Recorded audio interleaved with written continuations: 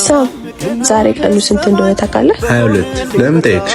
ደሞዝ እኮ ገና ዛሬ አንቨርሰሪያችን ቀን እኮ ነበር። እስቸው እኮ አይደለም ስራ ስለበዛብኝ አይምሬ ሌላ ቦታ ነው። አይምሮክ ሌላ ቦታ መሆኑ ሰለቸኝ። ሁሌ ላፕቶፕ ላይ ወይ ስራ ላይ ነህ። እኔ በየትኛው አቅጣጫ ነኝ? በቃ አታጋኙ። በልቤ እንደምወድሽ ታውቂያለሽ። ቀን ረሳ ብለሽ ጭቅጭቅ አትጠሪ። ቀኑ ሳይሆን መረሳቴ ነው የሚያመኝ። አብረን እየኖርን እንኳን ካንተ ውስጥ እየጠፋሁ እንኳን አደረሰሽ ማለት እንኳን አቅቷል። ትዳራችን እንደ ቀላል ነገር ቆጥሬ ግዴለሽ እንኩብሽ አይደል? እኔ ስጦታ ወይም ጌጣጌጥ ፈልጌ አይደለም ሰው አስተውሻለሁ የሚል መልእክት እንጂ ልብ ውስጥ እንዳለው እንድታሳውቀኝ ነው የምፈልገው። ላንቺ የሚሆን ጊዜ የለኝም ማለት ለትዳራችን ዋጋ የለኝም ማለት ነው። ከዛሬ ጀምሮ መጀመሪያ ለትዳራችን ቅድሚያ እሰጣለሁ። ሚስቴ ናንተ 22 ዓመቷ አስቡት። እቺ ልጅ 22 ዓመት ሙሉ አርሰናልን ደግፋለች፣ ዋንጫም ማለት ነው። ዛሬ ልደቴ ነው። መጀመሪያ ቤቢ እናጽናናታለን፣ ኬኳን ትቆርሳለች። 20 እና 30 ዓመት ቀላል እንዳልሆነ ለቤቢ ላሳያታለሁ። በ30 ዓመት ውስጥ ብዙ ነገር ማሳካት እንደሚቻል ዛሬ እናሳያታለን። ብዙ ዋንጫዎችን ማሳካት እንደሚቻል በዳሽን 30ኛ ዓመት ፕሮግራም ላይ እያሳዩት ነው። ወደ ልደቷ ከመመለሳችን በፊት ዳሽን ባንክ በዳሽን ሄድኳርተር 30ኛ ዓመቱን በማስመልከት እንዲሁም የሚሰጣቸውን ሰርቪሶች ለማሳየት በቀናት ከፋፍሎ ኤክስፖ አዘጋጅቶላቸዋል። ዛሬ ሚያዝያ 16 የከስተመር ኤክስፒሪየንስ ዴይ ነበር። ቦታው ላይም ተገኝተን ስለ ከስተመር ኤክስፒሪየንስ ሰርቪስ መግለጫ ሲሰጠን ነበር። በዛውም ለቤቢ በ30 ዓመት ምን ያህል አቺቭ ማድረግ እንደሚቻል እያሳዩት ነው። ዳሽን ኤክስፖም ለ9 ቀናት ነው የተዘጋጀው። ኤክስፖ ዛሬ ሁለተኛ ቀኑ ነው። ከአሁን በኋላ ከእሁድ ውጪ ለ7 ቀናት የሚቆይ ነው። በዚህ ቬኑ ላይ የተለያዩ ድርጅቶች ፕሮዳክታቸውን ይዘጋጃሉ። ዛሬ ዴቱ ከስተመር ኤክስፒሪየንስ ዴይ ነው። ሁሉም ቀኖች ስክሪን ላይ እንደምታዩት የተለያዩ ፕሮግራም አላቸው። ሁሉንም ቀኖች እዛው ቦታ ላይ ተገኝታችሁ ኤክስፒሪየንስ እንድታደርጉ ዳሽን ጋብዟቸዋል። ዳሽን ኤክስፖስ ከቅዳሜ ሜይ 2 የሚቆይ ይሆናል። ሁላችሁም እንዳቀሩ። አሁን ቤቢ መብላት እንዴት እንደሆነ በምግብ እናስተምራታለን። ይመቻሉ።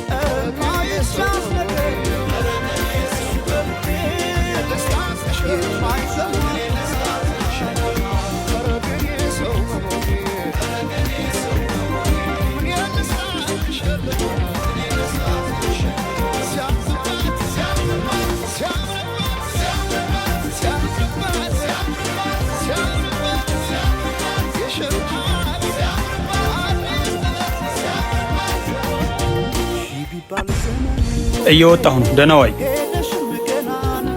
ምሳት በላ አልበላም። ምን ነው? ምን አለ እንዲህ ኩትት ከመቴራሽን ብትጠብቂ። ምን አለ በሰባት አሰድቢ እንዴ? ቤት ውስጥ አይደለም እንዲህ መልበሴ ምን ችግር አለው? ዝም በይ እባክሽ። ወተሽ የሌሎቹን ሚስቶች ባየሻቸው።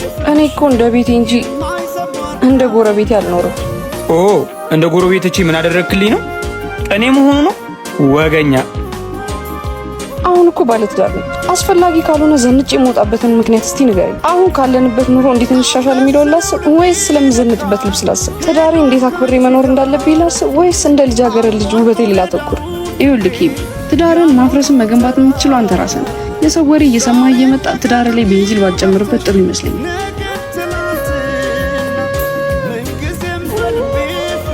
ሲጀመር ትዳርን አሳባ ማዘነጥ ሴት መስላ አትታይ። አሁን እኮ ባለትዳር ነኝ። አስፈላጊ ካልሆነ ዘንጬ የምወጣበትን ምክንያት እስቲ ንገረኝ።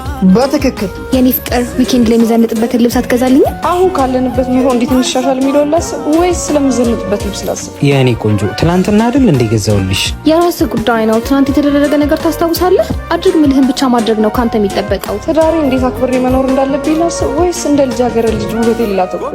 እሺ በቃ የኔ ቆንጆ አትቆጭ፣ ይደረግልሻል። ኬቢሻ ተጮት እንጂ ያንተ እንደሆነ የቤት እንስሳ በላት። ምንም አትጠይቅም። ምን አስጨነቀ?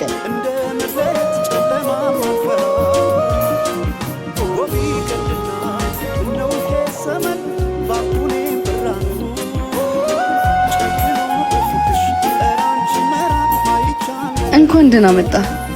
ይቅርታ ቤቴ ውስጥ ያለ ሰላም ዘንግቼ ውጭ ባለው ነገር ተታልዬ ስላስቀየምኩ። ችግር የለውም።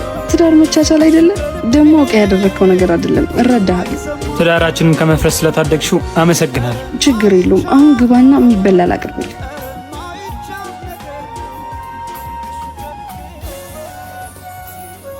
ወይ አንቺ ወይ እኔ እዚህ ሰፈር ውስጥ እንኖራታለን። ሰላም ቃል፣ እዚህ ደግሞ ምን ትሰራለህ? ላስቸግርሽ ነው የመጣሁት። ምንድን ነው? ምን ያህል ችግር ውስጥ እንዳሉ መቼስ ታውቂያለሽ አይደል? አውቃለሁ። እህት ነግራኛለች። የእሷ የትምህርት ቤት ክፍያ ደርሶብኛል። እኔም ጥሩ ላይ አይደለሁም። ስራም ወሩን ሳይደርስ እያባረሩኝ እና ምን ችግር ልታወራብኝ ነው የመጣኸው? አይ ግን ያበደርኩሽን ብር እንድትመልሽልኝ ነበር። ኬብሻዬ፣ ያው አዲስ አበባ ውስጥ ካንተ ውጪ የማውቀውም የማማክረውም ሰው እንደሌለኝ ታውቃለህ አይደል? ቃሊ የሆንሽውን ነገር ተረጋግተሽ አስረጅ። ምን ሆነሽ ነው? በጣም ችግር ውስጥ ነው ያለሁት። እባክህ እርዳታ ያስፈልገኛል። ይሄውልሽ ቃል አብረን መፍትሄ እንፈልጋለን፣ ግን የሆንሽውን ነገር ረጋ ብለሽ አስረጅ። የቤት ኪራይ ደርሶብኛል። በዛ ላይ ሴት ነኝና ተሸወድኩ። ከአንዱ ፍቅር ያዘኝ፣ ግን ህይወት እንዳሰብኳት አልሆነችልኝም። በዛ ላይ የ6 ሳምንት እርጉዝ ነኝ። ምን ስነግረው ከፈለግሽ ውለጁ ከፈለግሽ አስወርጇለኝ። ይሄውልሽ ቃል ልጁን የምትፈልጊ ከሆነ ውለጁ፣ ተባብረን እናሳድገዋለን። እሺ አሁን ለአንዳንድ ነገር እንዲሆንሽ እችን ያዣት፣ ሰርተሽ የምትመልሺው ደግሞ 50 ሺህ ብር አበድርሻለሁ። እሺ እና አሁን እንደረዳኝ ልታስታውሰኝ የመጣኸው? ውለታ ቆጥሬ ውለታ እንድትመልሽልኝ አይደለም፣ ግን ሲቸግርሽ እኔን አይደል ያማከርሽኝ? እኔም ችግር ውስጥ ነኝ፣ ስለዚህ እርጂ። ሰማለህ? ምንም የምረዳ ነገር የለም። እሺ ቃል ግድ የለሽም። የተደረገልሽን ነገር ብትረሽም እንደ ሰውኛ ግን ተረጅኝና ያበድርኩሽን ብር መልሽልኝ። የለኝም፣ አልመልስም። ብሬን ትመልሻታለሽ። አለበለዚያ ግን ምን? ወይ አንቺ ወይ እኔ እዚህ ሰፈር ውስጥ እንኖራታለን። እማዬ አስታውሽ፣ እማዬ ተብለሽ እንድትጠሪ እኔ ነበር ያገዝኩሽ። አንቺ ግን ውለታዬን ረሳሽ። እውነትም ለሰው ሞታ አነሰ።